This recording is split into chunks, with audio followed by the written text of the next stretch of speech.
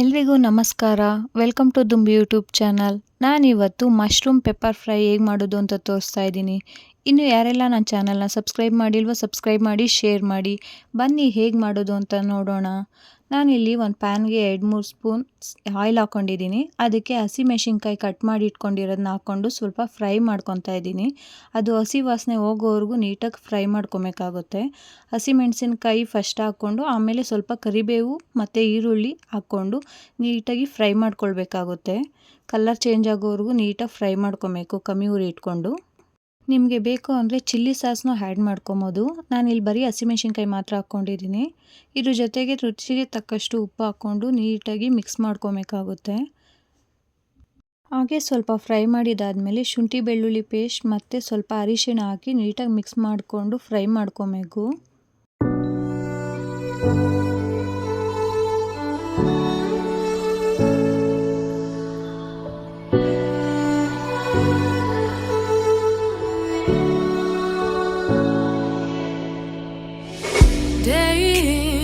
Day out, it's the same road we're walking down, same job, same town, 'cause we've been told that's the way our world goes round.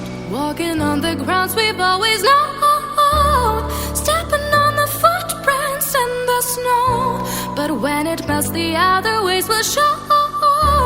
We're gonna make the footsteps on. ನಾನಿವತ್ತು ಈ pepper ಫ್ರೈಗೆ ನಮ್ಮ ತೋಟದಲ್ಲೇ ಸಿಕ್ಕಿರೋ mushroom use ಮಾಡ್ತಾ ಇದ್ದೀನಿ. ಈ mushroom taste ಸ್ವಲ್ಪ ಚೆನ್ನಾಗೇ ಇರುತ್ತೆ. ಅಂದರೆ ನಾವು ಅಂಗಡಿಯಲ್ಲಿ ಹೊರಗಡೆ ತರೋ ಮಶ್ರೂಮ್ಗಿಂತ ಟೇಸ್ಟ್ ಸ್ವಲ್ಪ ಡಿಫ್ರೆಂಟ್ ಆಗಿರುತ್ತೆ. ಈ ಮಶ್ರೂಮ್ಸ್ನ ಹಾಕಿ ಸ್ವಲ್ಪ ಬೇಯಿಸ್ಕೊಂಡ್ಮೇಲೆ ಇದು ಸ್ವಲ್ಪ ನೀರು ಬಿಟ್ಕೊಳುತ್ತೆ. ಆಮೇಲೆ ಸ್ವಲ್ಪ 2 ಟೇಬಲ್ ಸ್ಪೂನ್ ಆಗೋಷ್ಟು ಪೆಪ್ಪರ್ ಪೌಡ್ರನ್ನ ಹಾಕಿ ನೀಟಾಗಿ ಫ್ರೈ ಮಾಡ್ಕೊಬೇಕು. ನೋಡಿ, ನಾನು ಈ ಫ್ರೈಗೆ ಸ್ವಲ್ಪನೂ ನೀರು ಯೂಸ್ ಮಾಡಿಲ್ಲ, ಆದರೂ ಮಶ್ರೂಮಲ್ಲಿರೋ ನೀರು ಬಿಟ್ಕೊಂಡಿದ್ದೆ. ನೀವು ಹೊರಗಡೆಯಿಂದ ಅಂಗಡಿಯಲ್ಲಿ ತರೋ ಮಶ್ರೂಮ್ಸ್ ಆದರೆ ಸ್ವಲ್ಪ ಗ್ರೇವಿ ಬೇಕು ಅಂದರೆ ನೀರು ಆ್ಯಡ್ ಮಾಡ್ಕೊಳ್ಳಿ. ನಾನಿಲ್ಲಿ ಯಾವುದೇ ಥರ ನೀರು ಆ್ಯಡ್ ಮಾಡಿಲ್ಲ.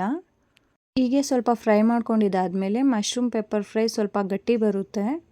ನೋಡಿ, ರೆಡಿಯಾಗಿದೆ ಮಶ್ರೂಮ್ ಪೆಪ್ಪರ್ ಫ್ರೈ. ಟೇಸ್ಟ್ ತುಂಬಾ ಚೆನ್ನಾಗಿರುತ್ತೆ, ನೀವು ಟ್ರೈ ಮಾಡಿ.